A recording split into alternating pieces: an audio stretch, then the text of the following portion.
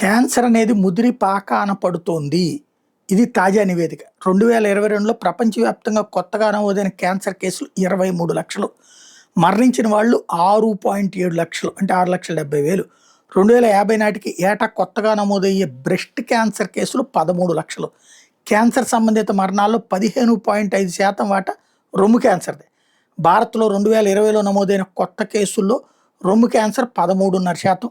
మొత్తం క్యాన్సర్ మరణాల్లో దాదాపు 10% దీనివల్లనే.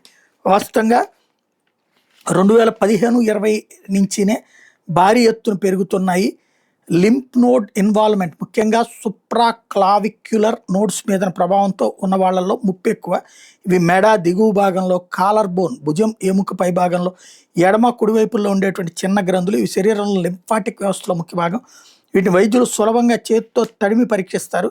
ఇవి ఇన్ఫెక్షన్లు గుర్తిస్తాయి, హానికారక సూక్ష్మజీవులను కూడా తొలగిస్తాయి, రోగనిరోధక శక్తిని పెంచుతాయి. రొమ్ము సహా ఇతర క్యాన్సర్లకు ఈ లింఫ్ నోడ్స్ ప్రభావితం అవుతాయి. మెడ దిగువ భాగంలో గడ్డలు అనిపించడం, నొప్పి లేకుండా గట్టిగా గుండ్రంగా ఉండటం, కొన్నిసార్లు నొప్పి లేదా అసౌకర్యంగా అనిపించడం వంటి లక్షణాలు కనిపిస్తే వెంటనే వైద్యుని సంప్రదించాలని సూచిస్తున్నారు.